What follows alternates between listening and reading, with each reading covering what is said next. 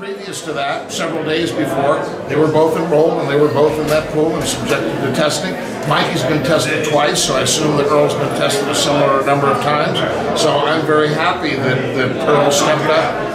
My understanding is previous fights, sometimes fighters drag their heels and they agree to certain things, and then day after day after day and week after week, and the next thing you know, you're supposed to have 6 weeks of testing and you end up with 3.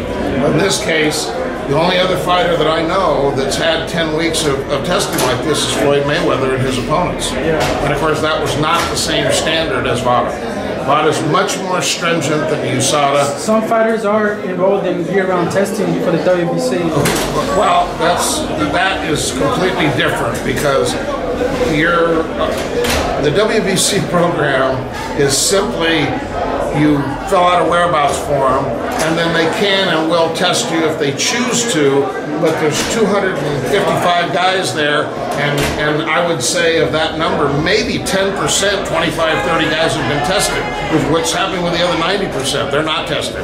And when they do test you, they test you one time, and they may publish that, but certainly the WBC clean boxing program is not the same as Vada testing. And in Vada, you have an agreed upon number of weeks before a fight, whatever that may be.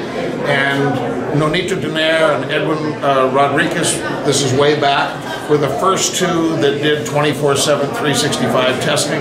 Both of those were sponsored by me. So that's how it started with that. And of course, others, whether it's true or not, but I hear that Canelo is now enrolled in 24/7, 365 too. And props to him.